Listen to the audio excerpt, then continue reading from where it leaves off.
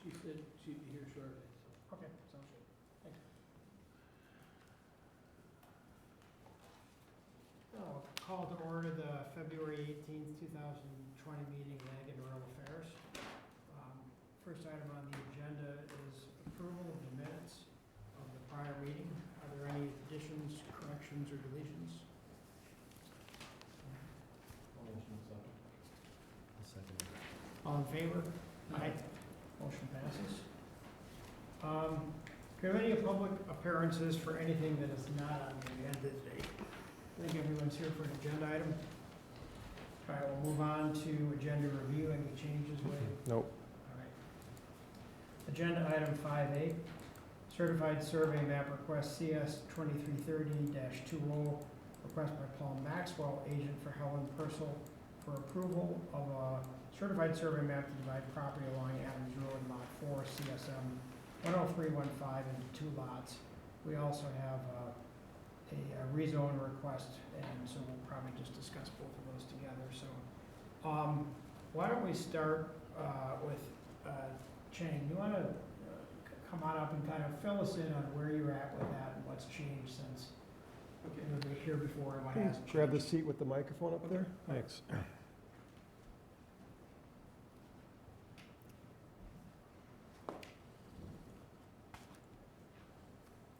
So after the meeting, your recommendation of the committee, I brought this your recommendation to my surveyor and then soil expert because the questions about the soil and then the distance is over 300 feet of allowance. And so I talked to them, both of them, they do not recommend putting that the lot right next to the lot line. The soil expert wrote the letter and included here, and the detailed letter is stated. I'm not going to state or repeat that one, but it's clearly, I think, there's a risk putting there is too high, and then he said they do not recommend because of potential problem of water problem in the basement and septic system. And then as a homeowner, I think the risk is too high building a very expensive house for us. And then, so I think that's stated very clearly in the letter. And also, you brought up some fairness of this previous, the request was rejected, the November one. And then, so I asked Lisa in all the previous cases, and then which one is approved, which one is rejected, and then she sent me a previous case approved and rejected.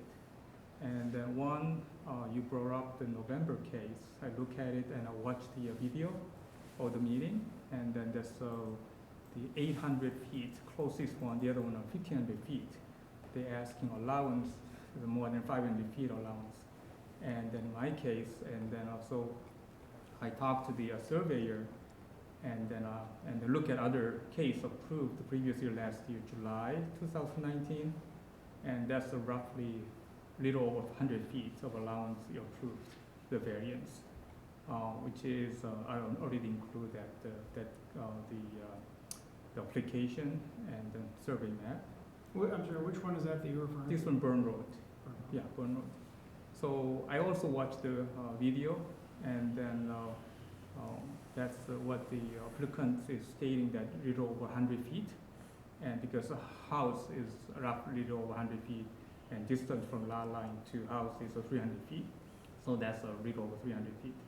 So I talked to the surveyor, and then what is the best thing to do to meet this requirement of the city's guideline and the recommendation of the US committee. And then he said that we can make it less than 100 feet allowance and then variance, and then to make this case to present it. So he moved that and then make it total distance 394 feet from the house right next to the proposed house. So roughly 94 feet variance, and which is less than the previous case he approved. And then so that's something I think we may change, but because it's hard to put the right next to the adjacent, next to the lot line. The risk is too high, and then both they do not recommend as stated. And then, so I look at also why you want to have this kind of variance of the criteria. And I look at it as a minimize disruption to tillage. Second one, you retain the character of the rural landscape. The first one, I include a letter from the farmer who is planning to rent to the land and the farming. And he clearly stated that this is the ideal location. There's no disruption of this farming at all. So that is the letter, I included in the letter. Second thing is the retaining character of the rural landscape. So the building we are going to build the house is this kind of barn-shaped house, and then gambrel roof. And then because it's not like ugly house like sitting in the middle of the farm, but this special roof we like to fit in the landscape of the farm. I like to share some of the pictures of the roof shape, and this is the gambrel roof. And then this is a little more expensive to build, but this one will fit the landscape of that one. So did you move the location of the lot or just the Both of location them. of the house on the House and the lot both shifted So to they're the both east. shifted to Yes, the east, yes. to the east, okay.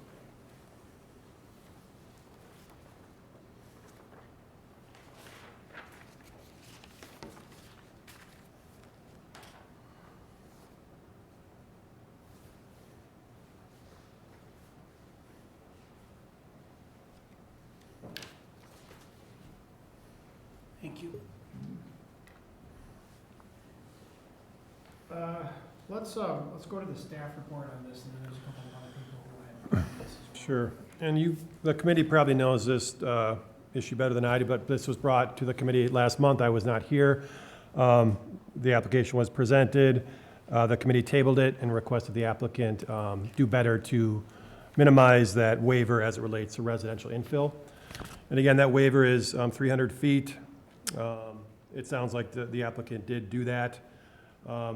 Staff still is interpreting a waiver request of 394 feet to the residential infill requirement. Additionally, they are requesting a waiver of history of tillage, so 2 waivers to this proposal. Per the committee's request, staff did do research on additional previous waivers that were granted, or requested and granted by this committee. So I'm on page 8 of the packet. Page 8, second half of the page, we give a little brief intro paragraph. Basically, since 2014, 10 claims have been used by city residents. 10 have been approved by the city under our RDC. Of these 10 claims, 4 requested a waiver to the infill requirement, or will likely request a waiver in the near future. One, as Chang mentioned, did request a waiver. That waiver was modified, and then the waiver was ultimately not needed. So we do list the 3 waivers that were granted or will likely be granted, this one being excluded, either that we granted in the past or will likely do in the near future. So back in 2018, we granted a waiver for 310 feet. In 2018, we approved a creation of a lot. A home site was not identified on that lot, but staff's analysis is that if and when a home site is proposed, a likely minimum of 400 feet would be required for that home site. And then just most recently, in June of 2019, the committee did grant a waiver again, 400 feet, the Gunlock Burn Road one. So I think kind of what this is showing us is in the past, the committee has granted requests, waivers that are similar to the one being proposed today. So again, just some new information there. I think that's pretty much all I have in terms of new information. But can certainly take any questions the committee might have. On the sites, on the 3 sites, the NAUTA, N-A-U-T-A, Yep. is that the one Fitchburg Farms? Fitchburg Farms. Yep. Okay. Yep. Kane Road one is, That- was that Johannix? That was, yeah, so that would have been about a year ago. That That's was the one from Kane's. Yeah. That was Yeah, when that the two was- came in together. 2 lots, and then I think the guy's name Hernandez came in and proposed a home site on lot 1. This Yeah. was, and that, but lot And 2. there's no home site proposed on this one No, yet. but, yep. But as I recall, this one did not require tillage waiver. On Kane Road? I don't think, because I don't think that was. Where was it at? Oh, I This know, is I know, right this is across up from on, John Stoneman. The field, Sort of. right. yeah. up closer to your house. Well, no, that one did have a tillage waiver, Right. the one on the corner. The other one did, yeah, The other one didn't. This by one's a the- little further south. by the manure pile. So I think it had a, You know how to get to the packet. it had an infill waiver, but not a tillage waiver. Correct. And I think that that was an important consideration in that one, was that there wasn't a tillage waiver. Correct. Yeah, as I recall. And the third one is the Gunlock one, I'm very familiar with it. Yep.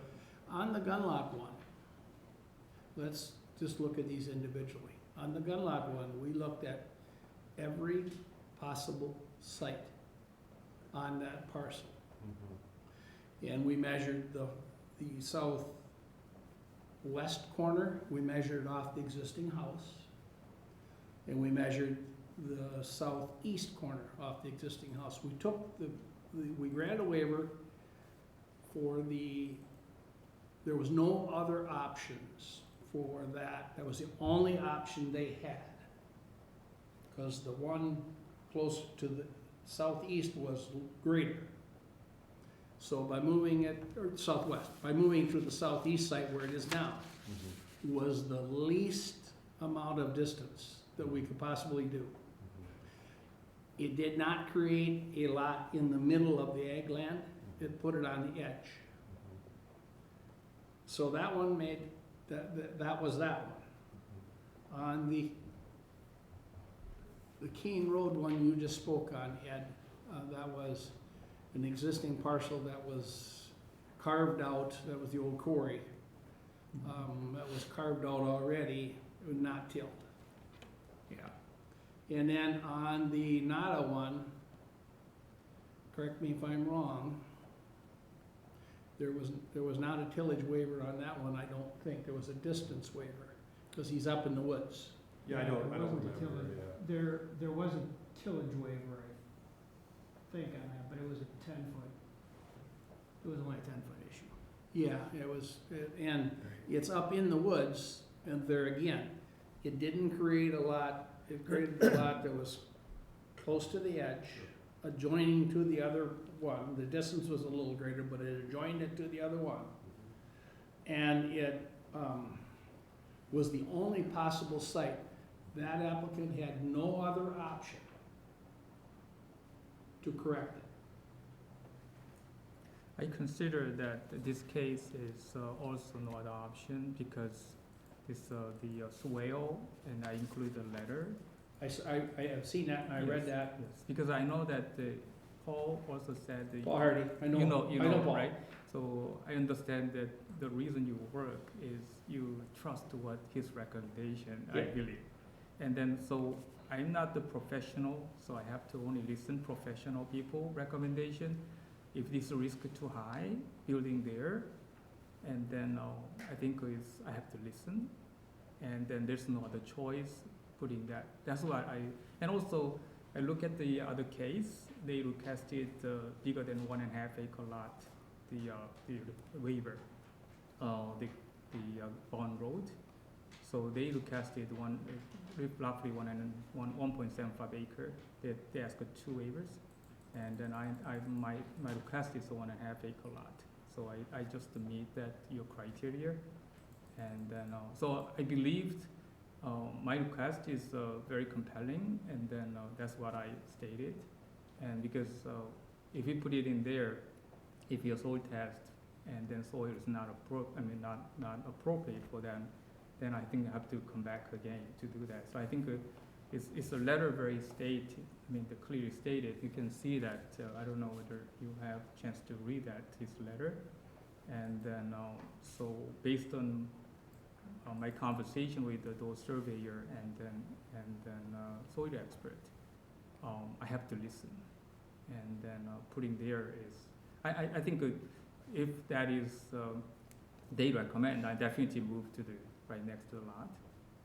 But I don't want to take too much risk, and then based on their recommendation. That's why I cast the waiver for this one. Chang, is there a reason why the lot couldn't have gone up further to the west next to the bike path? To the left? Yeah. So if I Oh, could this interject looks- there, Chang, and I did want to bring this up, so, there's not a whole lot of other residential houses around this lot. So, if the committee is really, thinks the residential infill requirement is important, pretty much this area, kind of this area here is the only area where That's- where you could Where you can get potentially. the infill. Right. Yes. So, yeah, you certainly could move it elsewhere on the property, but then you're talking even larger waiver request. It drops, Just something to it's a think lot lower over on the west side. It drops off and it's very low over there. That's right, yeah. So I think generally speaking, the southeast corner is probably, and I know you guys are kind of getting into the details of the southeast corner, but that is probably the most appropriate spot for a home site. Can I ask for clarification, how far did you move it then? Roughly, with the surveyor, it's Yeah. roughly 20 feet about that to the east, both of them. About how far to the east? 20 feet roughly, yeah. I don't know exactly how much, but I asked him Yeah. to meet that, like a criteria, like a So, previous waiver. okay, Because we can move, I mean, what his recommendation is, I think this is the best location for both, not avoiding this, you can see that it's a dark, this lot is, yeah, I did see those. it's crossing like a very dark here, which means it's a very wet. And then when you put house there, there's no place to put it in, that's what the surveyor said. Could I see, I didn't see Yes. that. Yeah, this is the something, print from this, lot. Yeah, this is a lot clearer than. what Yes, I- yes, yeah. So that's exactly This is your topography. It is Then sloping, the septic Yes, field's yes, over here. yeah. it is sloping and this slopes the other way, your other Yes, spot. yeah, When we developed this, correct me if I'm wrong, Wade, it was before your time, I believe. Was, yep. The thing that we tried not to do, that this committee and when in the plan, is not to create a lot out in the middle. If there's any other option. yeah, that's what I talked to extensively with them, and then they said, yeah, they do not recommend those places, this potentially problems of your house. It's a shame they aren't here to answer our questions, because the soil type, the soil map, it's the same soil all the way through that, all the way to the corner. In fact, beyond that, it's exactly the same soil. Yeah, but did you read the letter? I did. Okay, so I think And- Paul is, I and- asked Paul. And I do have the soil Yeah, maps. yeah, I asked Paul, he said he can come to the committee, but he's on vacation this month. Yeah. So he's willing to come and speak about his recommendation, and then as a professional. So he's on vacation this month, so he couldn't come. Yep, And, I understand. Yeah. But that was what when we set up the criteria for this, was not to put a piece out in the middle, because that's the most desirable piece, right in the middle. And Yeah. there's nobody around you. Right, right. I mean, we definitely consider, that's why, I mean, I brought this one to them. And if you go to other townships around, you will see where they've done exactly that. Put them in the middle? Stuck them right out in the middle of a 35 Seen acre that. parcel. Yeah. And then there's too much to mow, not enough to farm, and Clayton Eggman is the guy that is looking at renting it, and as long as they have it with their type of machinery, that's fine. But when God forbid that something would happen to that operation, and a guy comes in with a 30-foot combine, is he gonna be able to work that as easy as Clayton is? Well, that's probably a good segue. We have a couple people who wish to speak on this, and Clayton Hageman registered in opposition. Did you wanna speak? Do you wanna say anything? No, just that. Could we have you come up to the microphone? I'm sorry.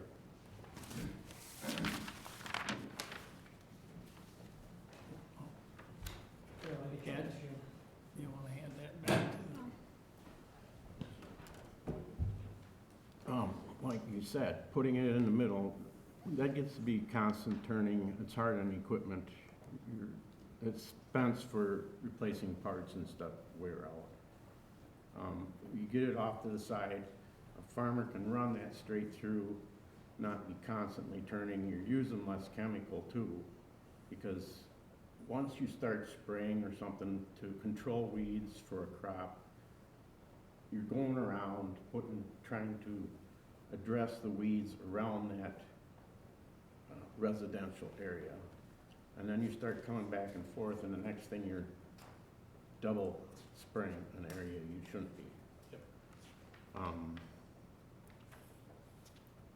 I got, the rental agreement was kind of changed on me, and I spoke you. to You and I talked about that. And like I put in there, I can't do nothing if you've already approved it. I've got to farm it that way. Yep. If I'm permitted to run that land. Yes. I can see that east corner, it slopes a lot. And he'd have to get back further, but stay over next to them residents that are there now. Well, by the time you go back in there a little further, and basically what you would do in the digging of that basement, you would move that swale by reshaping it around the house. You'd move Correct. that swale further to the south. And it's done quite often. I've been doing this and citing them for 30-some years, 37 years. It quite easily can be cited on that corner lot, dug and graded accordingly. And it's not gonna create a problem. And the soil types are the same all the way through there. Yeah. So, anyway, So there is an issue with farming that now, and I think there was a letter previously that indicated there was not. So what has changed? Well, I mean, before he came along, that was, Paul Maxwell kind of wanted to look like it had been deserted. And wouldn't let us crop it. So that's what's kind of happened there. Plus, this last summer, with the year before, we've had a lot of rain. So that being the west side is lower, it sat in water longer. And once we get in there, where it dries down enough, we can go in with a ripper or something to get that hard pan so it drains naturally again, because right now it is compacted from all that water weight sitting there, and then it will be croppable again. Back when Bob Purcell was running it, he was constantly getting stuck, and there was areas he couldn't run himself as far as farming it. And we came in there with soil savers, which go down a little further, but it would ridge it and give it a chance to drain, and the ridges would dry down better. And we were able to farm a lot more of the land for him before we took it over, renting it. So we did make it more profitable for agriculture. And that's more, you're talking more on the west side there too. Like this swale that he was showing probably wasn't such Oh. a problem. Right, right. So if it's sat the way it is now, is it 204 and some change between the lot lines? You could work that? I would rather see it closer to the farm entrance lane. To the east. Just to clarify, the- from lot line to lot line, it'd be about 300 feet. Because there's a lane that comes in very close to that house, that it goes all the way back, On the east side. right in the, right beside where he's got the lot measured out. Does that say? Okay, so- 24? Can you point at it? Yeah. For us, so we Sure. get a better Yeah, I idea. think, I know. Right what you're now, talking there's a about. lane Yeah, that goes all the way back here, right. or actually, yeah, it goes all the way back here, and then you got these two fields back here. And that would stay for your access. That, Right here. then we could run, you know, Probably right there, the house would be next to the lane, we could come in behind it and work this all like this. If he keeps it over here, then you gotta put crops around it, yeah. or else he's gonna have a bigger lawn. So how far over is the lane from that again? Yeah, there's a tree right in there too, right, that everybody always remarks, is that close to that lane? Yeah. Right here? And that's the lane there? Okay, yeah. That's the lane there, yes. Okay, Yeah, so if he set it over in here, But he doesn't want yeah. so, and he would still have lawn here. He says the soil guy said that it can't. I disagree. Sir, if the house was moved to the right, close to the property line, you can infill, you can fix swales, been there, done that. Correct, Is that most ideal for you as a farmer? yes. Me too. And from what I learned over my time so far, as far as draining around buildings and stuff, Yeah. and the purchase of the Purcell farm, that 2 years ago, that basement flooded. And that was because the hill had settled and all the water was going down beside that basement wall. Mhm. So then I took and I Yeah. veered that out, so if the water could drain better from there. Sure. And now they've got, French tiles that they were telling me that I could probably put on the back side of the house to help with French. On the existing house. Yes.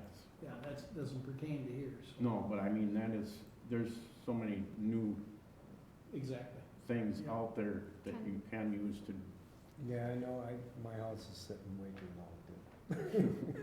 Yeah, there's lots of ways of correcting that. And then, with today's environment, with the building, and we did this with Amy's house, there are some waterproofing things you can do to the foundation that are very good. Oh, But yeah. you do have to keep the swales in that, you have to respect them, but on the Kane Road, lot that we did for Amy, that drainage was changed, but it drains away from the house. And so the swale was basically moved. So, Okay, thanks Clayton, Thank you. appreciate it. Yeah, thank you And for Jim, coming. did you want to speak also? Yeah, a little bit. I didn't realize he moved it 20 feet over, looking at the maps, I didn't think he did at all. But on page 18, I don't know if it doesn't show real Yeah, well, but it just doesn't really show up. it doesn't show real well, but Well, this shows it pretty good. Oh, yeah. this does show it fairly well, but, you know, these are, what, 1 foot, 2 foot intervals, or it's not much of a slope. Why, with the concern about that, the lot is narrowed down and long and skinny like the next lot, and then the house can be built way up on top of the hill. There are other options. there are, It doesn't have to be a rectangle, it could be right up tight to the lot line, Mhm. built up, Mhm. you know, kinds of, you're away from the bottom of the swale. You're saying rather than a square? Instead of a square, rectangle, it just, Well, the there are code- other options to get it Yeah. out of the middle and to the edge of the field. And, even to extreme of just having an easement all the way back and then the square is way back, Well, you know. if you move it over the side, you can reshape that lot accordingly, it won't be an issue. Exactly, and so It there are. really won't. That would address a lot of the concerns with the distance and, The 300 feet is from the lot line, or is it from the other residence? building to building. Traditionally, we've done it building to building. I think the uniqueness of this scenario, we did it to lot line. Okay. Because of the issues you That's just, what see, it showed that on lot, the drawing. to me as a planner, this lot is a little bit problematic. I don't know if we want to talk about recreating a lot like this. I think this was probably prior to a lot of our regulations, long driveway, setback really far from the road, Yeah, which creates. We've got a 2-to-1. And I was just gonna bring that up, if you start talking about lot reconfiguration, then you're gonna talk about another waiver, basically our lot. Ideally, it's Yeah. 2 to 1. Right. But you could do this with 2-to-1. But this is not 2 to 1. Right. Well, but isn't it two, and I don't have that memorized, that criteria, but, it doesn't talk at all about frontage. No, 2 deep is fine. Okay. Yeah. Okay. But the. But I guess the idea is, potentially wanna be careful of, flag lots, those. Exactly. Those sorts of things, yeah. Right, no, we had Yep. talked about that, but this is a square lot, basically, Mhm. and the code calls for a 2 to 1, I believe. Well, no, this lot would not require a waiver. No, it's no greater than 2-to-1, Right. which this isn't. So if Okay. you put it, Is that how that reads? If you put it like Yeah. 2-to-1, it would be more, in other words, you can't do 3-to-1. You can do But you 1.5 can do 2 to 1, you can do square, You can do 2 to 1. you can do 2-to-1, which he could do. He could move it over to the right, to the property line, Yep. and go 2-to-1. Exactly. Deep, We have to preserve Like these that, what you're lands. saying. That's why we're here. yes. Yep, and then you're not gonna have a problem with, clustering with the neighboring house, because you're gonna be next to it. Mhm, Exactly. Sure. I think he has the floor. Microphone, please. I I'm guess- sorry, I Jim. guess that's all I Jim have. has the floor. Jim, did you have anything else you wanted to add? Other than, to try to stick to the waivers, the rules, it's what they're meant to prevent, and I would highly recommend, following them, please. Thanks, Jim.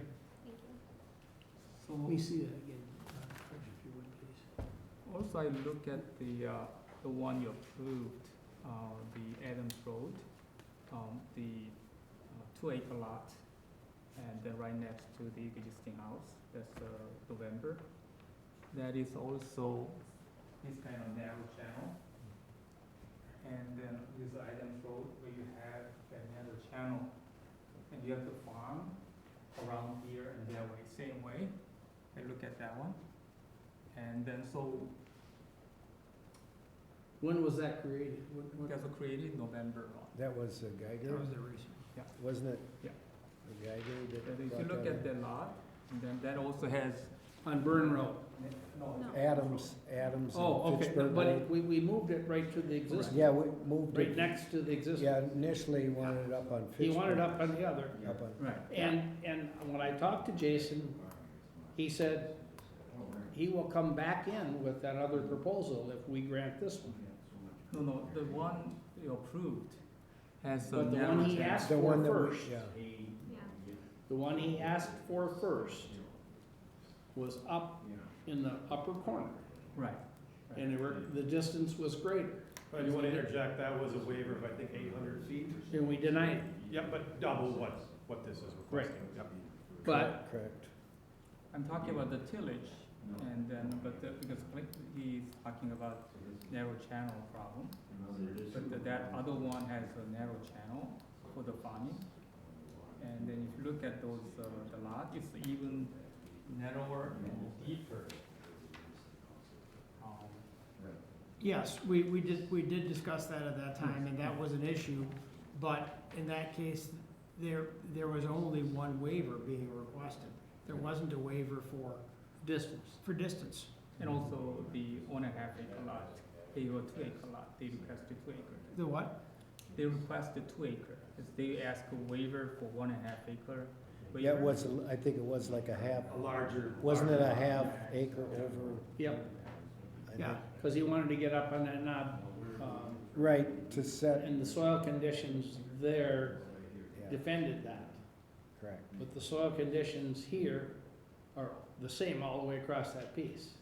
Well, I think that issue right there, I'd like to comment that wherever people want to build in a rural area, it's never the same. There's always going to be conditions with slope, soil, trees.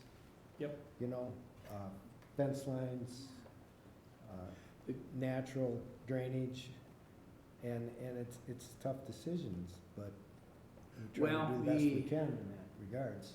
On the Burn Road one, that septic system, which was also done by Paul Hardy.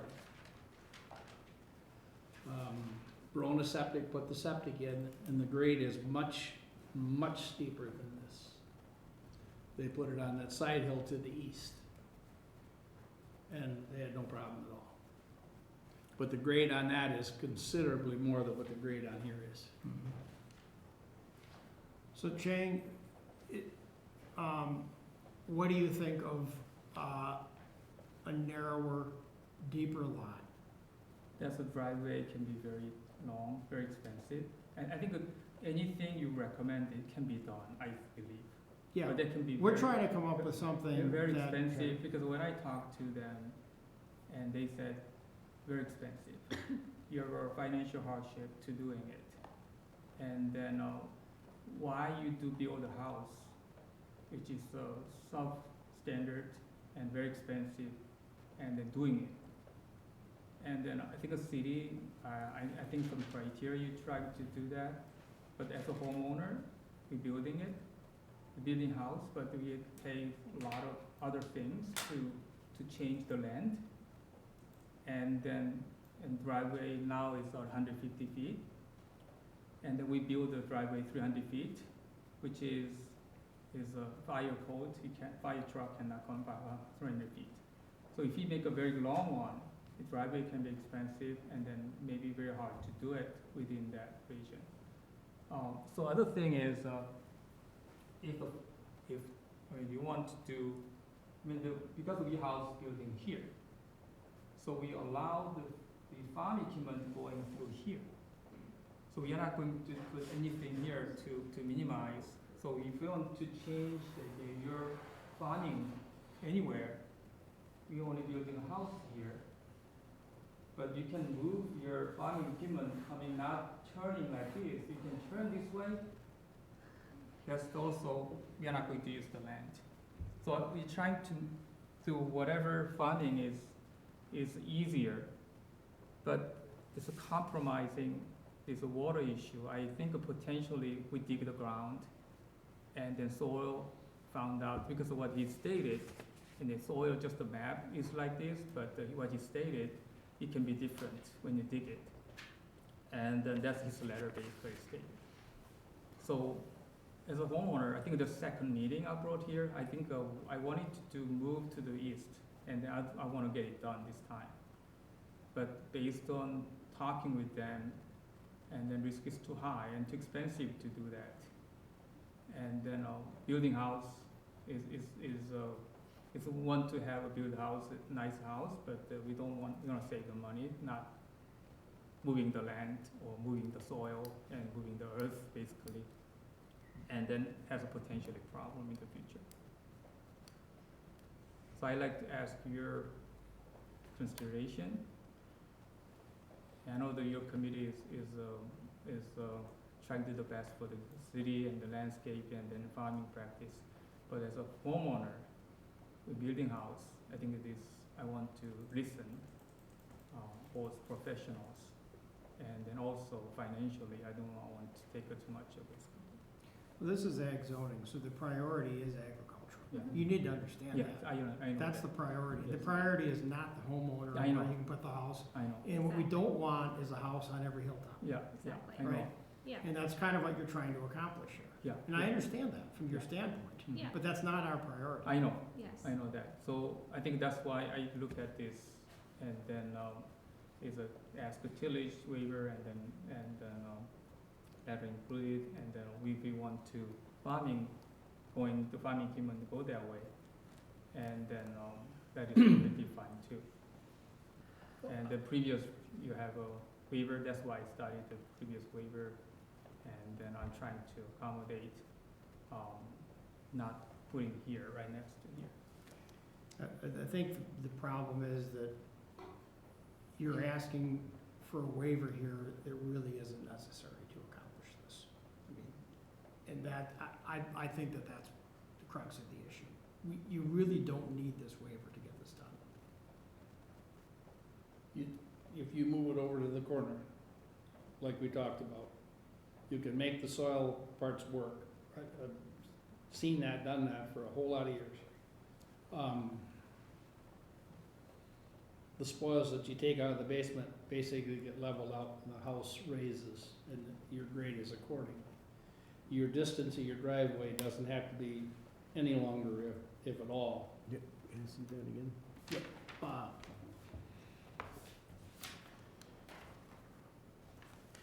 We have the original, if we go back to when the egg zoning, when we set this up, as a criteria, it used to be much worse, much harder. Oh, yeah. It was almost to a point where it was impossible.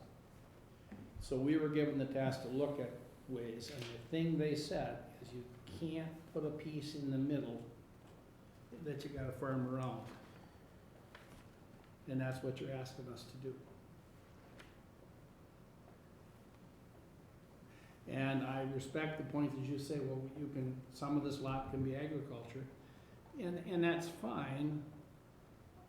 Why you want it? So, But understand, none of us are here forever. so if, And the next owner, because everything comes up for sale someday. And the next owner might say, you aren't going across that. so if the Paul, you work with him, I have.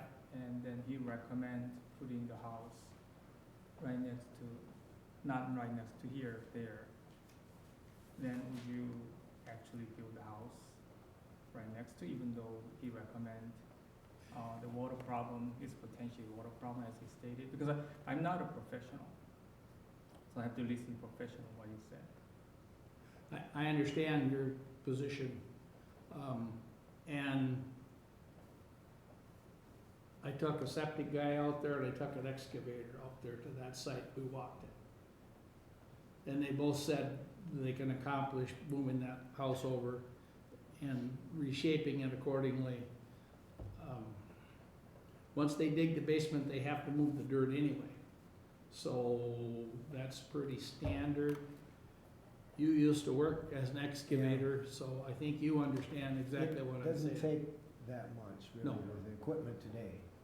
Yeah, But- so, But also, I would say, you know, has he run any perk tests, you know, other than where your original No. perk tests were? but there's your soil types. Yeah. And, well, those are all perkable soils. Mm-hmm. But he said here was that is often especially true of the drainage swale area, which is, will hold the soil type different and wetter than surrounding major soil type. That's what he stated. These smaller areas are just difficult to delineate without making a mess of the final map. And then I have personal experience creating these same maps from my time employed as soil scientist for the U.S. Department of Interior, and can attest to this situation. And then, so I think it's the second page of the letter. So if you locate your house in this way area, I would anticipate you will experience more water-related problems with your basement and septic systems. It's a written statement. I And understand. that's why I think I have to listen. I disagree. Mhm. It's one professional. I understand and I disagree. if Paul had been get asked the question, I can put my, if I put my house here, it will not be approved. 0 chance. If I move it over here, it will be approved. Can we make this work?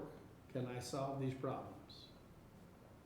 And I believe if he were asked that question, I wish he were here, because I would ask him those 2 questions.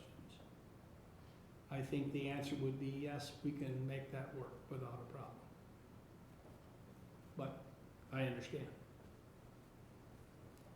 But the votes are not here, I don't believe, to approve it the way you have it. So, let me ask you this question. Do we want to table this again? And ask him those questions somewhere down the road later? Or if it's denied, then the money you paid to reapply, you will have to pay it again. And you spoke of wasting money. So what is your preference? So what is your allowed, like a lot shape and location? Do you have any suggestions what it should be? It should be it should be a 2 to 1 Or, lot. or maybe a 1.5 to 1, but if you Right. go, if you Yeah. go eat with either of those, 1.5 to 1 or 2 to 1, so you have something narrower and deeper. So do you, And then that's gonna give you room to put your septic behind the house, away from the drainage swale. That's what I would do. do you approve more than 1.5 acre lot then, 2 acre? We have, I don't know the numbers offhand, but we have approved lots larger than 1.5 acres. Yes. Yes. Now, you're talking about taking more land out of tillage, and so I don't know why you would be looking for more acreage. Because of to find the location, not close to Sway area. I think in summary, Chang, why all of us are kind of sitting here is we all have a serious interest in preserving agriculture land in the city of Fitchburg. We're all at this table, I think, very passionate about that. So if I could make a suggestion to you, we've heard from the farmer, I would have my house as close to that lot line as possible to allow for as much farming as possible. And again, this is my agricultural background opinion.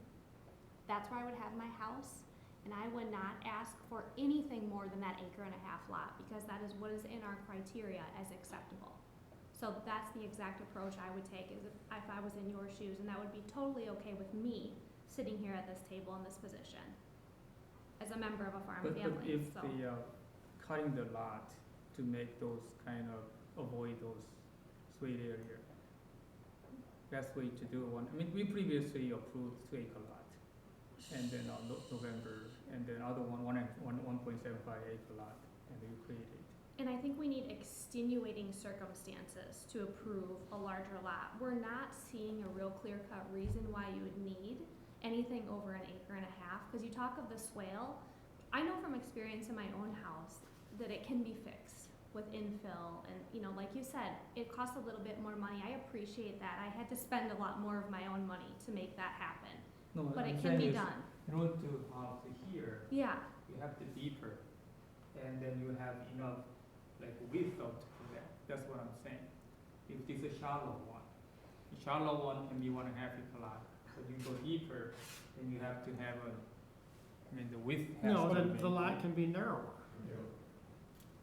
The lot doesn't need to be as wide as it is. You can make the lot narrower and deeper, so you have more land north of the swale. and an To work with. more appropriate location for your septic system, as Ed pointed out, behind your home. I'll try to talk to surveyor and then Okay. what is the, but it may come up to 2 acre or like 1.75 acre, can be bigger than 1.5 acre. I'd like to ask whether that is an option for you. I think you'll need to provide, a very strong reason for doing that. Yes, we provided those waivers, but there's always a reason when we do it. And you need to have a good reason.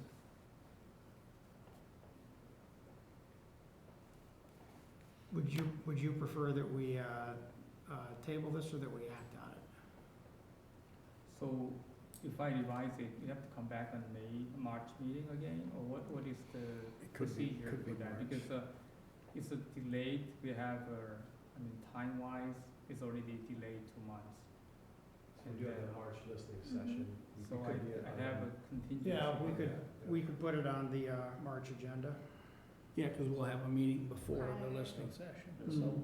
Is Yeah, it so that's possible you can possible. approve, we can actually discuss before March meeting?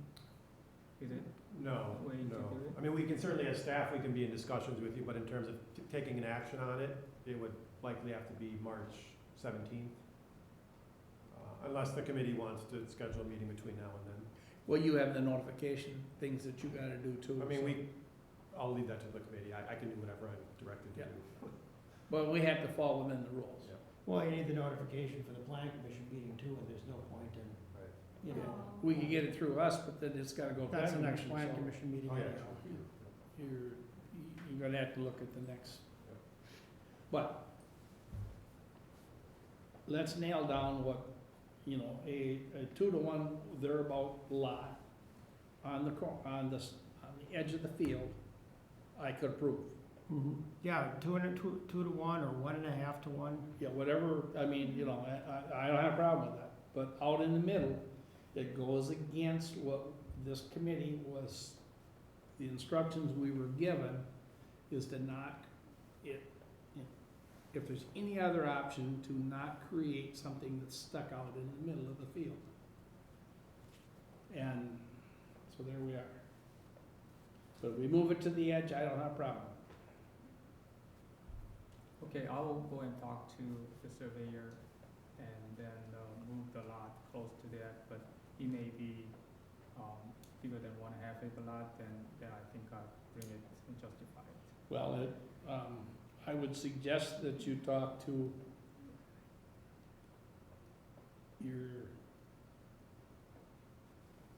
Septic? your surveyor, a septic person, and an excavator who's a pretty good excavator who can envision it, how it's gonna sit. And if you need names for that, there are several people around the area who could give you names for that, so. But those are if it were me, those are the 3 people I would have along with yourself and present the problem. I can put it here and I'll get it approved. Here, I don't have the votes to get it approved, so it's not gonna fly. See what they say. I mean, I can't speak for anyone else sitting at this table, but I think your strongest possibility at getting an approval at the next meeting would be keeping it the 1.5 acres and keeping it in the correct location off to that lot line. I don't see that I can't speak for the other people sitting here, but I think that would be the most realistic thing for you to do, because larger than that is going to open up discussions and conflicting. I would support that. I agree with what was said, and I want you to know that we want you to make this happen for you. We Yeah. want you to build a house and live there, but, like was mentioned earlier, we have to take in consideration the ag land and what's best to keep that in existence, so, but what Mark said, contact those 3 people just to, so they can reassure you that yes, it can be done, because we'd like to see this happen for you, so. And if those 3 people say no, find 3 other people. Yeah. You have to find the best Yeah. at what they do. Okay, do we have a I'll make a motion to table. Second. All in favor? Aye. Aye. Request is tabled to presumably the March meeting. Chang, I would just recommend tomorrow morning or sometime tomorrow to connect with Lisa, Lisa in our planning department, and she'll make sure we can get you in the hopper for the next meeting. You don't have to have anything figured out, just make sure we can get everything that's from you that's revised by the time we need it. So I would just, and I'll mention this discussion to her as well, but I think you should connect with her, and, does that make sense? Yeah, so I have to talk to Lisa tomorrow. Yeah, and just in terms of process, application submittal, yep. Okay. Okay, thanks, Shane. Okay. We should get a quick motion on 5B as well, the rezone request. I'll make a motion to table that. I'll second. All in favor? I, Aye. Motion passes. A and B are tabled. We're on to item 5C, which is potential future agricultural accessory uses. Wade, why don't you start us out on this one? Yeah, so I think just big picture, and we've talked about this in the ag plan, but I think, you know, we're unique, as we all kind of talked about, we're a unique city, we have a lot of ag land, we want to preserve that ag land, and ultimately, we'd like to upvalue that ag land. So it's really about how do we think creatively about our attributes and maybe think about agriculture in a little bit of a different way, different and new way. So as it relates to kind of this committee, those are what we call agricultural accessory uses. So one example of a use in that nature would be a wedding barn. In our comprehensive plan update that we just will hopefully soon adopt, we did mention this as a priority, again, exploring these sorts of future uses. So we haven't talked about this in a while, but I know Jeff. Yep, Jeff has a proposal for a wedding barn. I think we're all aware of that. So he just wanted to kind of touch base and maybe give you guys an update on that particular use. But I also think we can use it as maybe a springboard to talk bigger picture about other uses that we may want to consider in the future. And I think where all that will lead is ultimately a revision of our zoning ordinance to allow for these sorts of uses. I think we certainly want to get the comp plan adopted before we start talking about that project. But I think that's again, kind of a big picture, and then maybe drilling down to the smaller picture with Jeff. But before we get into Jeff, any questions or comments and kind of on the issue or the topic? Do you have handy the proposed language in the comp plan that's related to? I don't. If you can give me 2 minutes, I can dig it up. While Jeff's talking. Sure. Thanks. Yep. I've got a question for you. The case we did with and I don't remember the lady's name, Oh, yes. Mackenzie? Mrs. McKenzie, Oh, yeah, yep. fits exactly what you're Yep. just referring to. But that actually, I think, fit under our current code, It does, Yep. but it's but it's same an type of use. alternative Yep, right, usage, yep, exactly. and that usage is right along a major highway. Mhm. They moved the driveway off and put in a long driveway, which cost a huge amount of money to take the entrance off of Fish Hatchery Road. But that's an alternative, so I think this committee is all in favor of that. And that request was for strictly ag-related uses. Yep. Everything that was happening there was ag-related. And she made it very clear, it was not a wedding barn. There were to be no weddings there or anything of the type. Everything was ag-related. And that's kind of why I wanted Wade to bring up the language that's proposed for the comp plan too, because that notes it's supposed to be ag-related. Yep, and in that case it was. In that case it was, yes. But had that been, You can leave. We're done. I could have supported,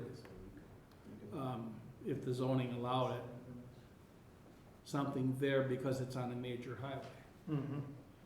The traffic on a rural road is a big issue. And would you have considered the fact also that it was preserving an existing barn? I would. And I think at some time, I think we're all wise enough to realize at some point in time that the use of that may change 20, 30 years down the road. So I hope it doesn't, but it may. Well, right now she's got the zoning to do what she has to do. Yep, exactly. Yeah. Jeff, why don't you go ahead and. Sure. First of all, thanks for a few minutes of your time tonight, and there's no call to action tonight or anything. It was just, I asked if I could share some information because I'm really interested in letting you know what we're thinking about and then just hearing what your thoughts are and questions you might have that if I can't answer tonight, I can answer down the road or whatever. So just an initial discussion.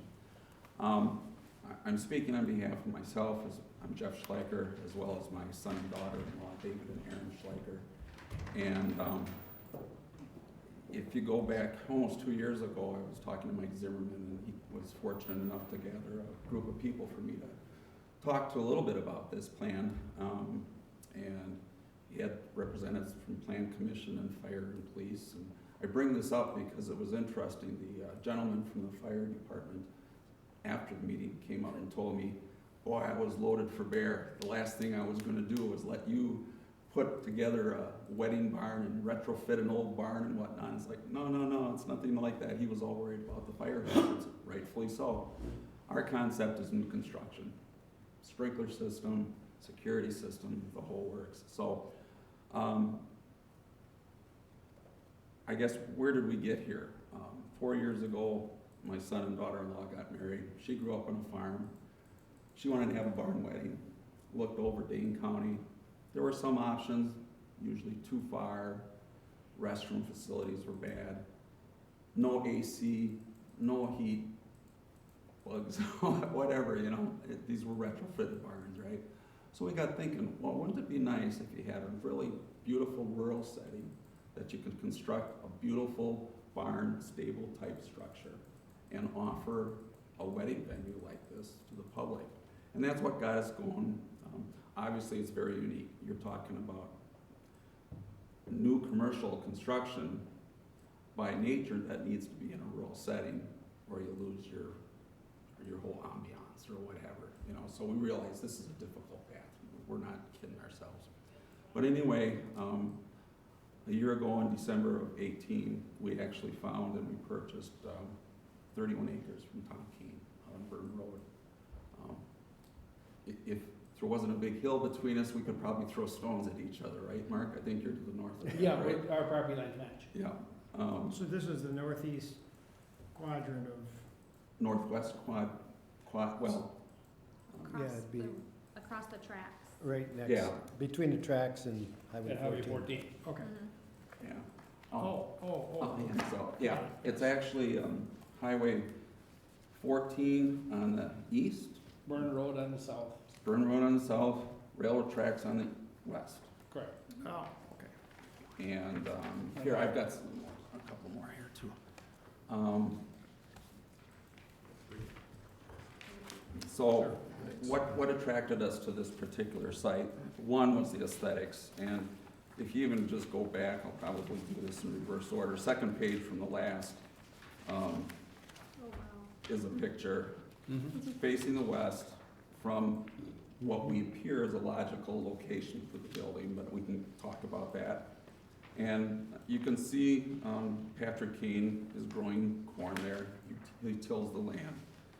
So this is overlooking the corn he planted, and then further to the west is wetlands, north of Jerry Dunlop's property. And so that's not gonna change any, you know, wetlands are the wetlands, it's not gonna change. Specifically, the very last page, you can see the actual aerial photo of the property. Like I said, Highway 14 to the east, tracks to the west, Burn Road to the south, and Mark's property to the north. Our intent, obviously, is we don't need 31 acres. We'd love to have Patrick continue to till the corn and the soybeans that he has been tilling all along. This is actually in the future urban development area. So you could probably make the argument that this project would preserve the tillage forever, as opposed to somewhere down the road if the future urban development area eventually, I mean, it's in it, but if the development gets down that far, it could be totally developed. So, but aesthetics was the number one. The privacy, in other words, with the tracks and the highway, was number two. Access was pretty good from the standpoint of pretty darn close to the city, the Beltline. Most people coming to this place would be coming off either Highway 14 or Rimrock Road exits, heading south on either Cyene or right, down the Burn Road. That would be the typical route to go there. And it's close enough for the hotels, for the caterers, for whatever, what have you. What I also shared with you are a bunch of pictures, just to give you an idea. The intent is to make this an absolutely first-class facility. But yet, like page 2, you can see the aesthetics of the building that could be constructed to appear like either a barn or stable. And inside the second page, there's an example of a very kind of rustic, charming type facility. And there's just other examples. Again, we're certainly not anywhere that far along to any sort of building plans, but typically we'd be talking about probably about an 8,000 square foot facility that could seat maybe 250 people. So I just wanted to give you a little idea of what our thoughts are, knowing that, you know, as we go down this path, ultimately it would require a rezoning or conditional use permit or whatever it would be. I'm not an attorney either to know exactly what that would entail, but somewhere down the road, that's where we have to go. And I wanted to at least give you some information as to what we're thinking about. And, you know, we like to think this will be a beautiful building, an asset to the city. It'll be, maintain the tillable acres. It's gonna provide some tax base. And obviously, we're not Promega, we're not Sub-Zero, but there is some economic benefit to the city for this. With some tax base, we'll be helping the hotel business and associated room tax, as well as other service providers, and probably, again, not Sub-Zero, but probably employ a few full-time and part-time people as well. But I'm mostly interested tonight just to kind of hear what your off-the-cuff remarks might be and kind of help us figure out what direction maybe we should go if we can go this route. We're patient people. We've been patient already, but that's okay. It's a long process. George? I have one question. It's my understanding wedding barns are hard to book. Is that right? I mean, they're extremely booked. Yeah, because most of them are very seasonal because they're not air conditioned or heated or whatever. Okay, yeah. But if you- Because they're in existing Yeah, or but renovated older but barns. I just had 4 children get married in the last 2.5 years. So I do know they all scrambled for a Do you, place. do you have any idea on the numbers in the area? I mean, of what Wisconsin offers or? Highway Well, N. what's I think that? Highway N is the closest one. Is that the right? Fields Reserve? Fields. Yeah. Mhm. That is probably the facility that is most like what we're thinking of doing, and that's out in Where'd you Stoughton. say Highway N? And, yeah, Stoughton. Oh, okay, Yeah. okay, yeah. Yeah, and if you go Well, the to, O'Briens are still doing that down on Glenway, aren't they? Yes, Correct, the Park and Ryan Down Barn. O'Brien. Yeah, I forgot about Mhm. But Yeah. that's, Oh, probably the really? closest. That's the pretty closest. authentic, though.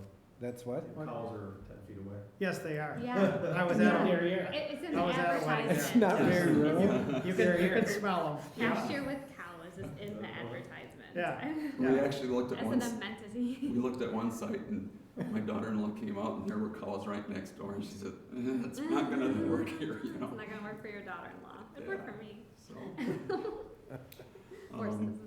but Fields Reserve, if you could look to their website, I don't know if they still do, but they used to have a calendar of their weekends. They're booked like 2 Yeah. years Two- out. That's what I've heard. That's So- was my understanding. I've heard They're that like, too.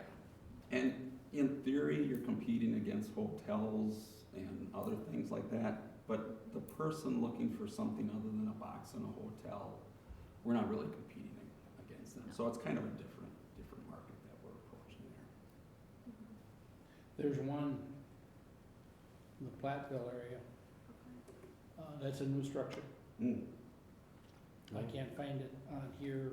We've had events for the credit union there because we have members in the southwest part of the state. So we usually, when we have, and I wish I could think the name of it, I'll remember it as soon as I leave. But anyway, it's in the Lancaster, Platteville area. And it's similar to what you're talking about. They raise pumpkins and they have different, events that go on there. It's a little bigger space than that. Yeah. So they are around. well, I kinda wondered, like, Apple Garden Yes, had, when we had the Fall Farm Festival over there, yes. and they had square dancing and upstairs, and they did it on a regular basis, too. Yep. It was pretty nice, but that's an old barn and Custer Farm. Yep. Yes, it is. I mean, our focus, our whole business plan is pretty much built on the wedding concept. Mhm. But depending on what the market or what, you know, the conditional use permits Right. were stated or what the city wanted, I mean, I could foresee it being used for, if they want, business meetings potentially, family reunions. I mean, obviously, you're gonna reserve your Saturday nights for weddings, but beyond that, again, our model isn't based on additional uses, but if that's what the city thought would be a neat thing to do, that'd be certainly. open The to that. spot that you have yellowed out here in this map Yeah, is in the middle of, or is in the edge of the hayfield. yeah. Why did you not go further to the north, Further to the north? in the untilled area?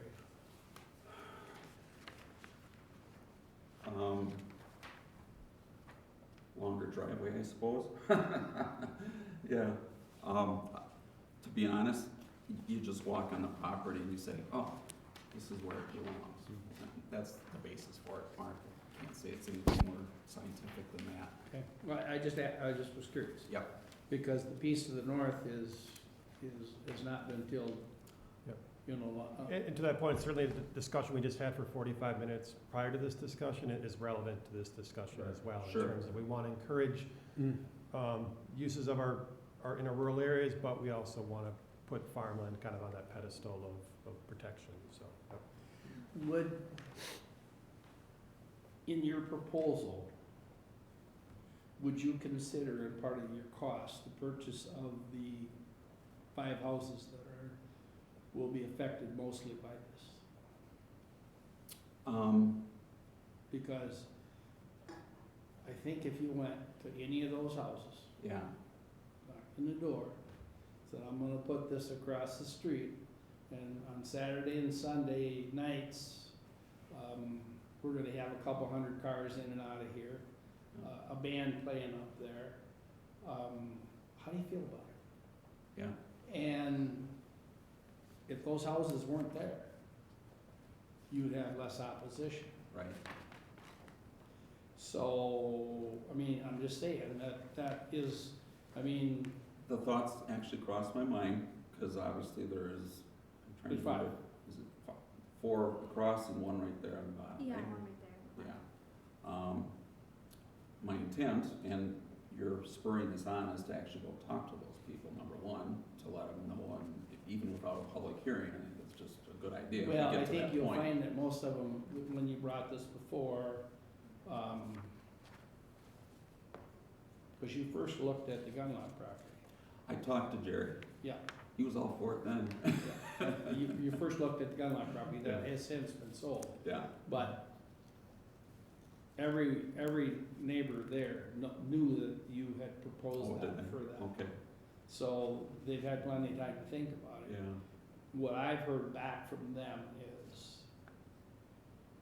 the concern of a couple hundred cars on Saturday night. Maybe putting them on a road, Burn Road is not a good road, yeah, especially after you had a little wedding champagne. And Scott can address that, Yeah. being a Dane County officer. yeah,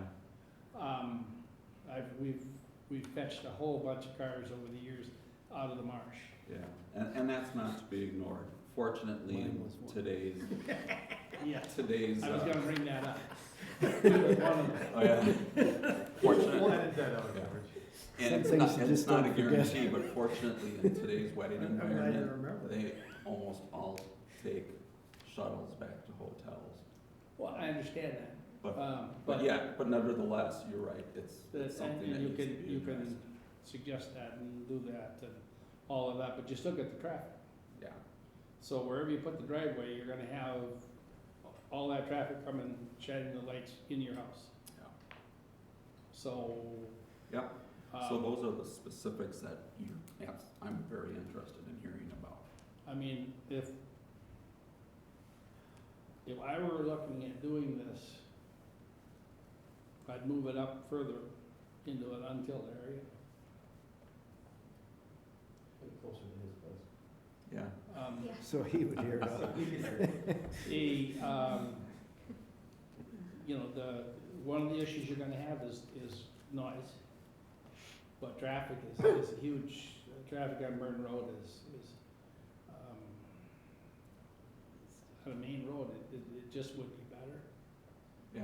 I'm not saying it's impossible, but Irish Lane is a nice straight, flat road. Burn Road just isn't. No, it's got the railroad tracks there. Well, it's got a lot of curves too, by the marsh. Um, Toward MM. yeah, towards MM. I'm used to coming in the other way, but you're right. Towards MM's the other. So- And you do have a rail crossing, you know, to consider. And that's an unprotected rail crossing, so that, I remember the Omar truck getting hit at that intersection. And I would hate to see an event bus getting hit at that intersection. Yeah, and that's not a signal No, crossing no. at this time. no, I've tried to get stop signs Yeah. there, and the city has just not been cooperative. No.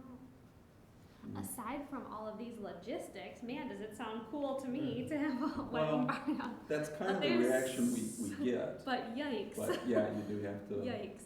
and that's why I I didn't even appreciate- consider those neighbors. I didn't even think of it. So along the lines of traffic, have you stood out there and listened to Highway 14? Because I'm just thinking, if I want to go there for a wedding, to get married there, Yeah, do I want to compete with, you know, There is- Highway 14 traffic? there is noise. I think if you're in the building, there won't be any noise. Like in this drawing here, you'd wanna, or this photo here, you'd wanna put the porch on the west side. Yeah, right, so even if you were sitting outside in the evening, you'd be facing the Or if west. somebody wanted to have their ceremony outside. Yeah, But it lends to what Mark said, maybe look at pushing it further to the north and Might get some closer cover. towards the track, the bike, or the railroad track. yeah, the topography is, it's kind of, the highest point Right. is the northeast Northeast corner. corner, okay. And it kind of goes down from there. Yeah, I mean, it's really steep from here directly to the west. I don't even know how he plants that sometimes. Right. but- we looked at, Mhm. years ago, when I first purchased that Yeah. property in '02, Yeah, we looked at putting a house back there. yeah, And I put a set of buildings back there because, so that I would be grandfathered in case I wanted to put a house back there. So my wife and I, when we were picking a site, took the picnic lunch and went up there in the morning, yeah, during rush hour coming home. And we couldn't sit, like Scott and I are sitting next to each other yeah, and have a conversation without hollering at each other. yeah. From about 3 o'clock until 6 o'clock. In the evening, so you would have to be, I mean, it was really loud. Yeah, fortunately, we're talking It was mostly Saturday reminded- afternoons, but, It reminded me of, I worked for utility for a whole lot of years, yeah, and when we worked, along the belt line, Post Road area, or not Post Road, but, by, Arbor Hills area. The road noise was so bad that the person on top of the manhole, we had to have two-way walkie-talkies. Was the only hope you could do is to put it to your ear with a two-way walkie-talkie, yeah. because the road noise was that bad. The good thing is from the fence line Yeah. down, it drops quite a bit to the highway, which helps, but as you suggest, you can still, if I'm standing right there, I can still hear some traffic. Well, go there in the morning during rush hour, in the evening during Yeah. rush hour, and put that into your equation, Yeah, because, that will be an issue. yeah, Well, in that case too, that could be resolved with like a sound barrier of some sort, but, I mean, it would, Here's the but problem. that's a cost and that's. We tried some different things. Yeah, yeah, What happens, because of the topography, again, that sits Yeah. on a hill like that, and what happens, the noise comes right around. yeah. I had an engineer from the, look at it, yeah, and that road noise follows the around the circle, around the hill. And you hear it from both sides, so. An important thing to consider too is just, again, the character of the use, making sure it's consistent with rural Fitchburg, and if we start talking about man-made barriers for sound, that's a whole nother Right. level of Yeah. land use as well. So, yeah. Yeah. Part of it is, the plan would be, people obviously wouldn't need to be married there, but the idea is to have a chapel in there so they could be married inside. But there's no doubt that some people will want their ceremony outside as well. But the At lucky least- thing is it's on weekends, so. It's on weekends. Usually. So I guess for this body and then the city as well, to give you the best advice, Yeah, please. what are we looking at for location on this property based on our? So, I know, I'm just- Jeff, interject, but this is all just conceptual at this point. I That's think all. the first step is the city, and the city was gonna do this anyways, and this is maybe a good segue, is to create policy to allow these sorts of things and standards. So just to that point, some of you folks weren't here, but back in 2017, we did adopt what's called our agricultural plan. And that's kind of this big picture, kind of a comprehensive plan for agriculture in the city. And I'm looking at number 12 there. It says basically explore, let's see, where am I at here? Oh, hold on. Anchor Enterprises? Actually, next page. Oh, yeah, sorry, 18, right there. It says explore inclusion of appropriate additional agricultural accessory uses as conditional uses in the city's agricultural zoning districts. So that's from our ag plan. Again, that's kind of relative to this body specifically. And then our big picture comp plan, which is in the process of being updated and hopefully adopted in March. I'm looking at this policy right here. And that says support agriculture and agriculture-related and agricultural dependent businesses in agricultural areas where there will be minimal impact on surrounding properties. Those two policies in conjunction, I think, give this committee and staff the go-ahead to explore this concept further. So again, I think in terms of timeline, we would want to get the comp plan adopted in March, Right. and then sometime after that, start thinking about developing some policy for this committee's review, plan commission's review, and then ultimately council review. So that would entail staff, me doing research, coming up with ideas, presenting to this body, you guys tell me yay or nay, and then ultimately we have a draft product that we run up the food chain.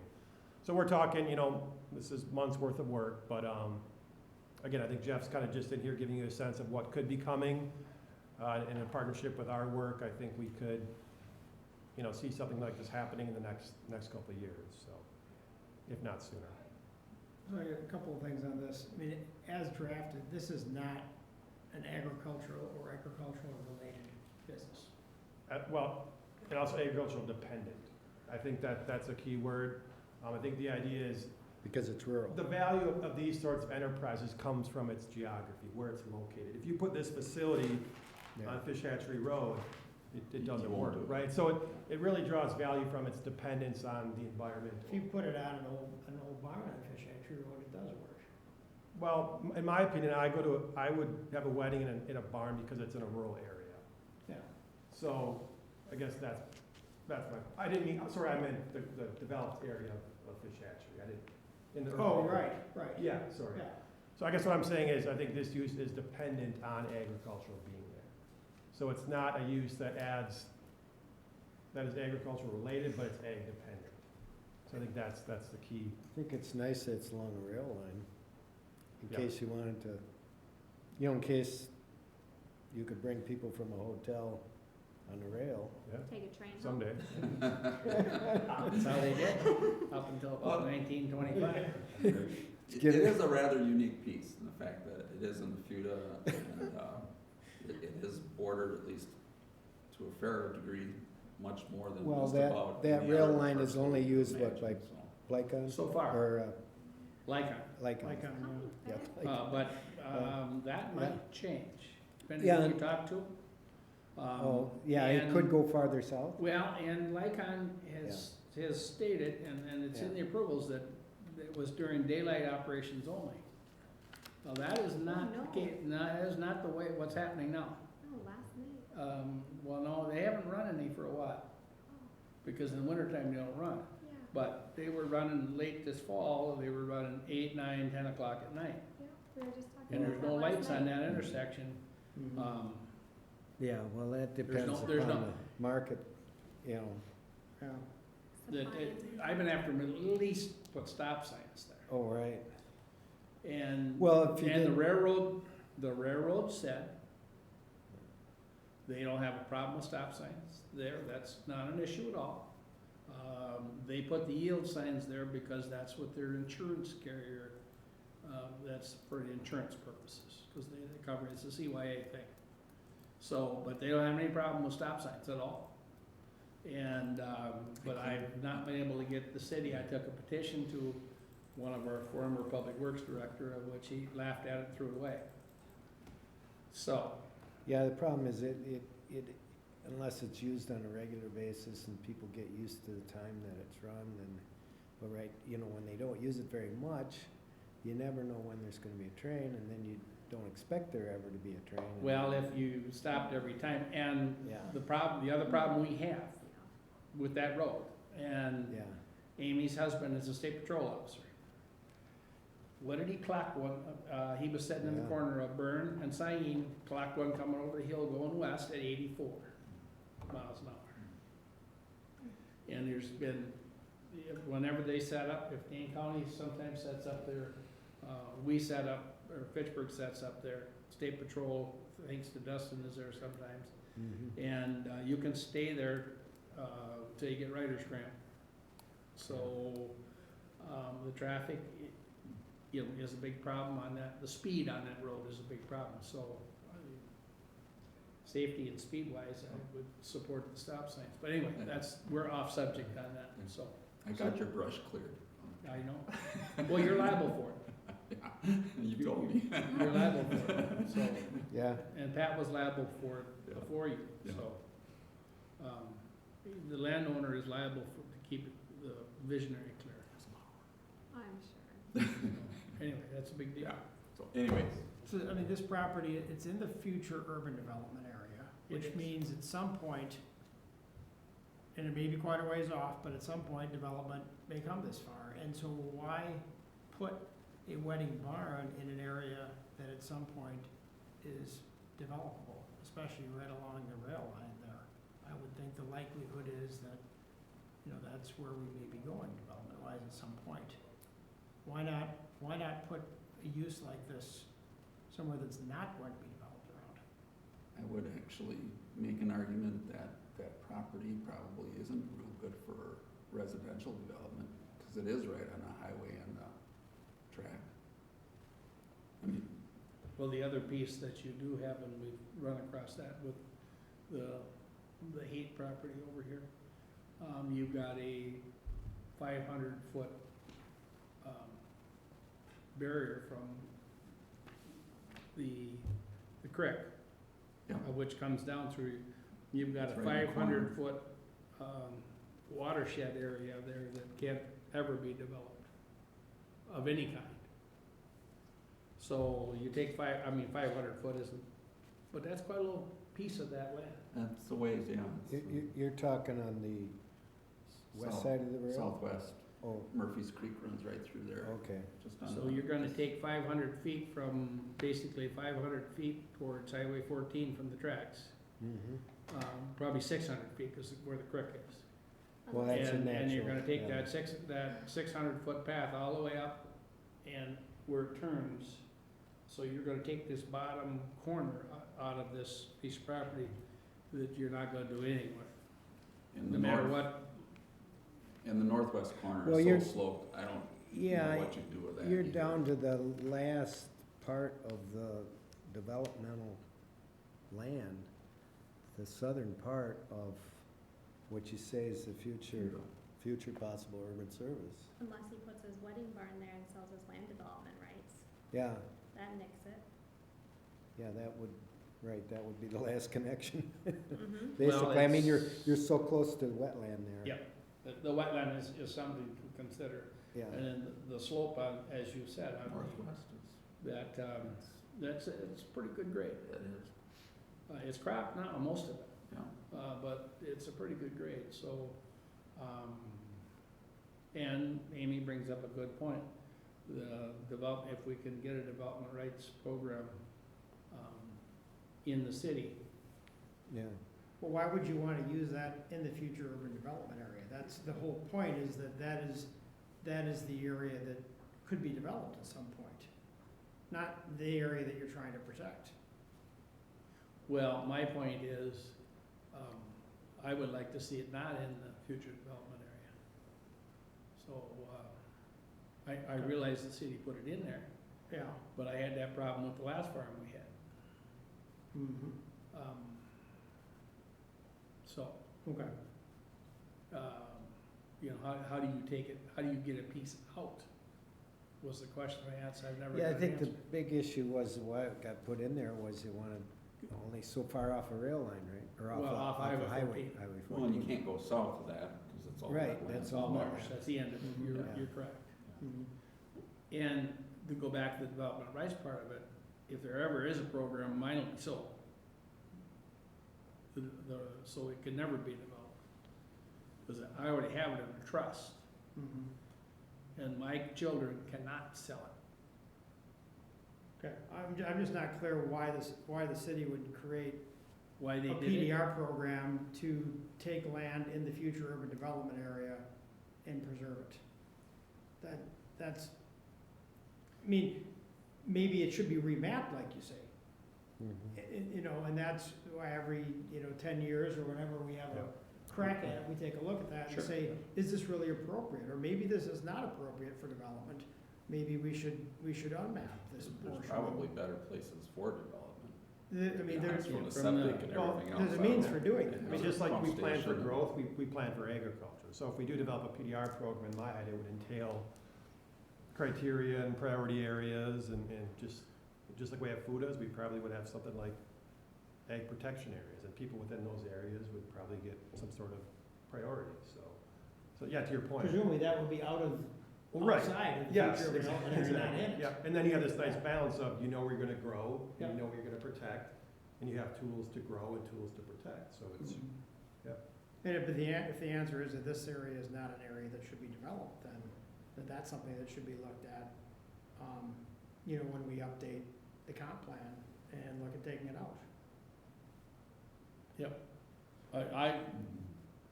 No one suggested that. Right. I asked the question and I never got an answer. How do I get mine out? Cause I had it zoned, the last farm we had zoned A1 exclusive at the time was the zoning for protection. The city changed it.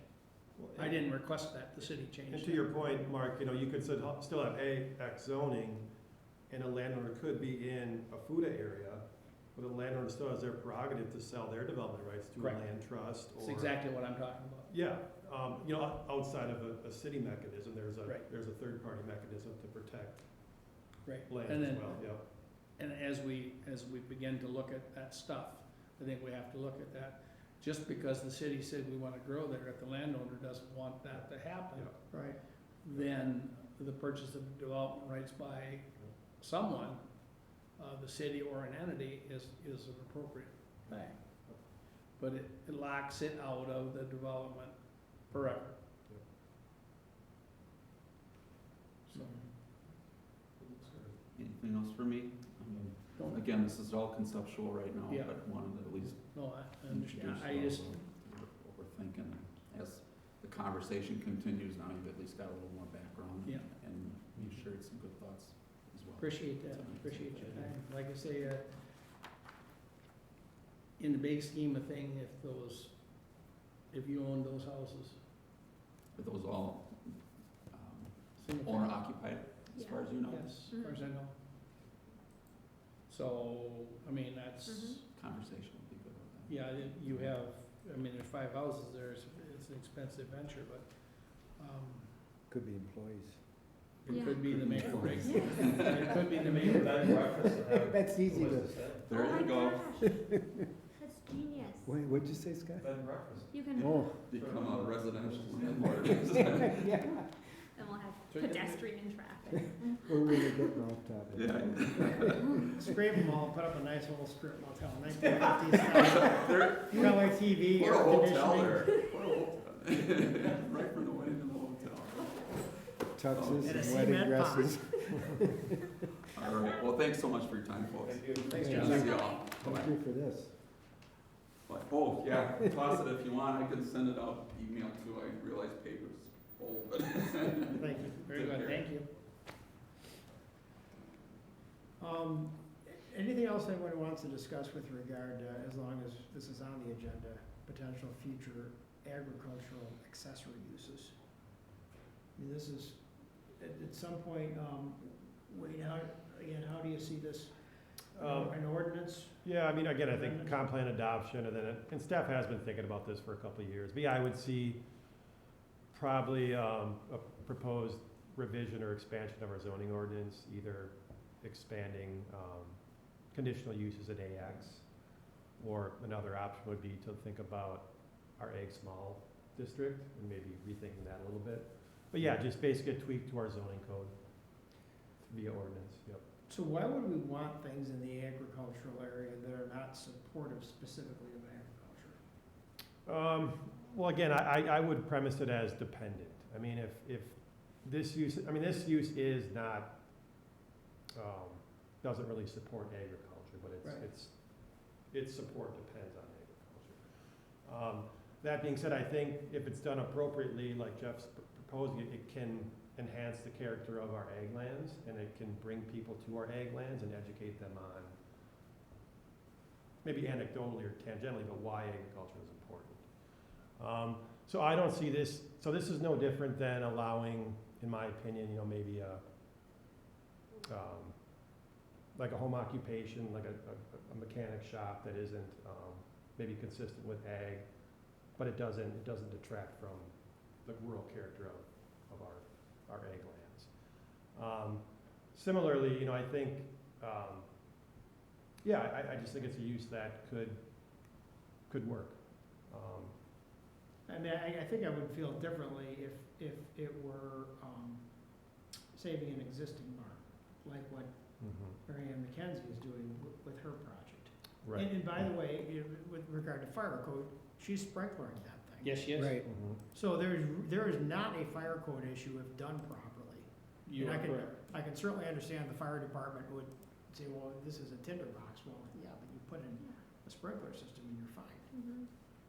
So, Yep. I would be far more interested in seeing someone come and saying, this barn is falling apart. This particular piece of land where the barn is and the buildings around it are not being farmed. We're not taking anything out of agriculture. We're putting something in to preserve this in an area that is not being farmed. And I don't see that here, and Yep. I'm just Fair. not clear why we wanna have a bunch of stuff outside the urban service area that has nothing to do with agriculture other than somehow someone arguing it being dependent on it, Yeah. which is a very, very slippery slope. Well, I think again, I feel completely comfortable as a planner saying this use is dependent on agriculture. Meaning, again, if you put this facility by the stop and go on North Fish Hatch, there's no appeal to it. No. The Right. appeal of it is the fact that it's in an agricultural rural landscape, right? So that's where as a planner, I feel comfortable about. It's dependent on the ag use, and if it's done right, it's not gonna detract from the character of our agricultural lands. That being said, I do agree with the slippery slope. In my opinion, the slippery slope is, full disclosure, I think this is somewhat of a trend.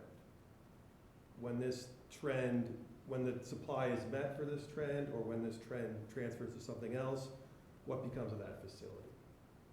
To me, that's the big question. And if there's a business model that can say this thing is a wedding barn, but it's also, maybe it teaches canning classes, or, I'm just kind of going off the cuff here, but there's other ways to use this facility to maybe not just make it ag dependent, but ag supportive, i.e. Mary Ann McKenzie's Yeah. project, then I think it has, Well, maybe gets to your concern a little bit more. yeah, and this is like 31 acres, like when you mentioned AS, small lot, there could be some ag practices that are done there that are very visual and could support the ag zoning part of it, but how do you actually put any teeth in that, you know, like, Yeah. that it's an ag business Well, and it just happens to have a wedding barn? right, and this is to the broader discussion, How Ed, many of, of these do you you know, want to I have? think when we come up with this research and I come up with some proposals for you, that's where we'll get into the nuances of this thing. You know, does this allow for the right uses, or does it create a slippery slope? And again, I think this is just an example of a use that could work. Maybe it isn't the right fit for Fitchburg at this point, but I think it's something that we should explore, I guess. Sure. Yeah, Well, there is a market for it too. yeah, Oh, yeah. Um, Well, there is. Yeah, I think the key is done right. yep, yep. But he can, you know, by moving that off of the ag land, other than a driveway. Yep. You know, he could solve some of the issues by where he sites it, Mhm. Mhm. so.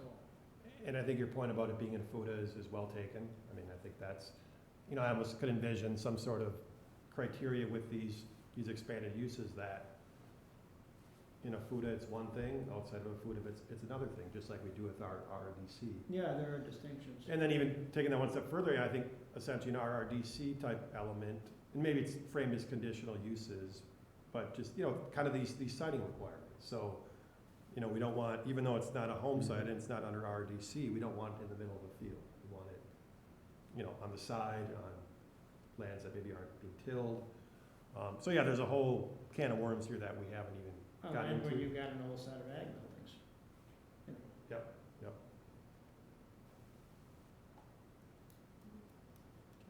Yeah, you know, the road's a big issue for, Mhm. I mean, if that were down off of, you know, off of Highway M somewhere. Yeah. And Mark, even to your point, and I'm glad you brought it up about neighbors and traffic. Yeah. Because those are the two things, as we explore these ag accessory uses and new ag type uses that are gonna be, it's gonna be new. It's gonna bring people to the ag lands, and it's gonna create issues for neighbors. And those are things that we'll have to, again, balance in terms of big picture versus landowners, so. Well, if it were me doing that in that location, I'd quietly buy up those 5 houses and make it part of the whole equation, and then you don't have an issue, you control it, so. And that's where I think, again, if we really think about planning for agriculture, just like we plan for development, then you start creating areas where, if you're in an area, you know stuff is coming, and it's, maybe one business is dependent upon another, and it's kind of those relationships. So yeah, this is important stuff that we need to really be thoughtful with, yeah. Yeah, if he were planning this on the Uphoff farm, which is an old barn off of, Lowler, over that way? no, it's right on, it's right at Murphy Road and the intersection of Murphy Road and MM. You're on a major county highway. Oh, okay. And you're saving an old barn type of thing. Yeah. I would see that differently. I would see it differently, just food. But so beyond like a agriculture, or a kind of an architectural aesthetic, is there really, I mean, I guess I'm just trying to kind of grapple with the difference.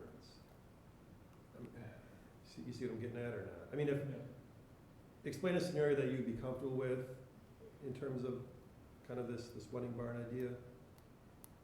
A scenario where you are saving an existing barn and you're putting the use on, you know, a chunk of property, 4 or 5 acres, whatever it is, that isn't being farmed, because that's where all the old ag buildings are. Okay. But I mean, if they were just So that's foundations, where, so that's where your parking is, and that's Sure. where your. but if there were just the foundations there of an old barn, and Jeff was proposed, is that similar, or is that a little bit? I don't know.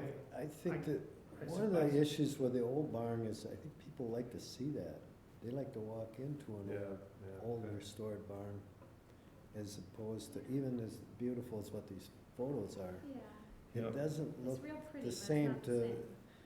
I know Juan and Tom, my sister and her husband, they've got a beautiful barn and they sanded the upstairs floor and Yeah. they had bands there and receptions and they wanted to do wedding barn, but it was like Mhm. a little much. And did you pick up on his comments though about our fire chief and just trying to so Yeah. that it is Oh, kind yeah. of that, It's balanced. Oh, it yeah. is a complicated Sure. land use. Yeah, and But and, Mary Ann's example of where Yeah, she used the old yeah, and accomplished it could Yeah, true.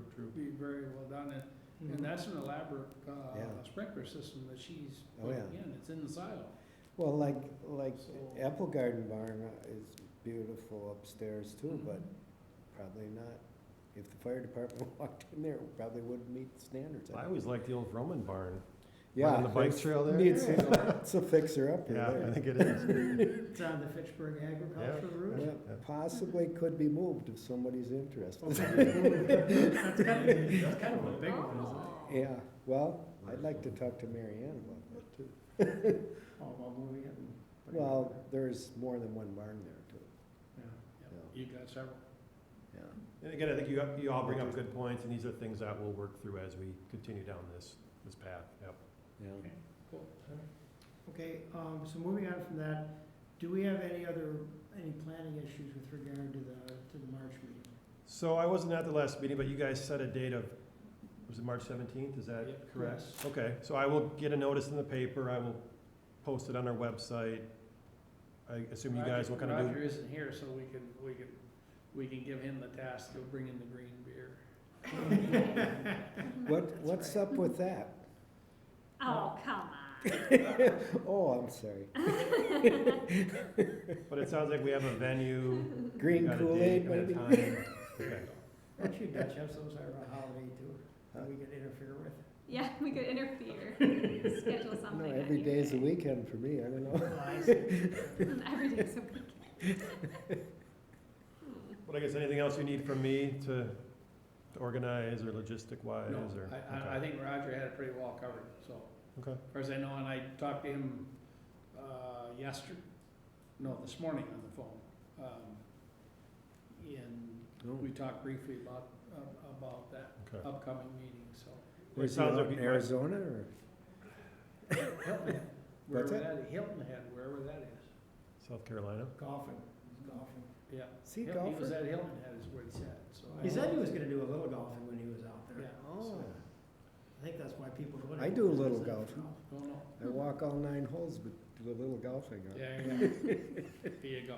So I think the one twist this year might be, I think in the past, we've not had like specific agenda items to discuss. It sounds like this, we might have Jane come back. We did have, We did in the past? yes. Okay, so And we'll we just had- make sure we have It was, we're able to accommodate that it discussion. was, Yeah. it was the first part, and then the city staff that was involved in that meeting left. Well, but hold on, now we're talking 3 parts, because I think initially, we were just talking like a listening session that's framed as a committee meeting. Right. Yeah. Then we adjourn that, and then you guys do your, whatever you want to do, candidate discussion. So we can probably do this. But what I'm saying now is another piece of the puzzle is we're gonna have an agenda item like we have. Right. Beyond the listening session, Right. so we'll just maybe do that item first, and then the listening session. So I don't know how we, Yeah. I guess what I'm saying is people may not wanna get there at 4 o'clock to listen to, if they're there for the listening session, they may not. Do we need to come slightly earlier? Well, I think we'll just need to post the meeting and let people know the agenda. I would agree. And maybe what we could do is say, let's say agenda item 5C is listening session. Well, Maybe- maybe put a time on it. Yeah, Maybe I'm saying- allow half an hour Exactly. or whatever. Yep. For the business agenda from Yep. 4 to 4:30, so people know that the listening session starts Yep. at 4:30. Yeah, exactly. I think we were pretty clear with the gentleman that was here, if he brings. Yep. And the staff can Yep. work with, I think you guys are pretty clear on what. Yeah, but I hope think you are. to Ed's point, maybe, yeah, we put a 4:30, half an hour allotment discussion on that, and then have the committee make a Yeah, so decision. people know if Yeah. they're just coming for the listening session, that Yep. starts at 4:30. Yep. 4:30. Yeah. Yeah. Right, that's fair. Mhm. 30 minutes for, Yeah, and I don't think Business that's, Just in case. yeah, that As is. long as Wayne gets this teed up.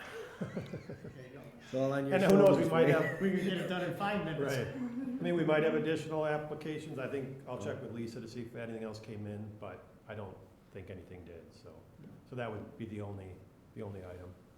Yeah, and if something has come in, maybe it's appropriate for a later meeting, depending on what it is. And what- Yeah, we just kind of have to, if they get it submitted by a certain date, Right. we have to kind of keep them in the Right. queue. But I don't think anything came in, so Yeah. but I'll confirm that with her. Okay, cool, thank you. Yep. Department report, Yeah, I think I mentioned it a couple times, but our comp plan draft has been completed. Draft is online. Come March 20th, you guys might get one more kick at it, or no? I don't know what we do at Okay. plan commission, I think. So I think come March 20th, it'll be presented to council, hopefully, I'm sure there'll be discussion, likely some amendments, and then hopefully approval sometime that month, if not, maybe very soon after, so. A lot of work, I think staff did a good job, and, don't have to do it for another 10 years, let's hope. Any announcements? Anyone have any conflicts for the March meeting? I haven't heard any. No, I'm fine. Assume that everybody's gonna be there for that. Okay. All right, motion to adjourn? Second. I'll make a motion to adjourn. Thank you, Amy. All in favor? Aye. Meeting adjourned.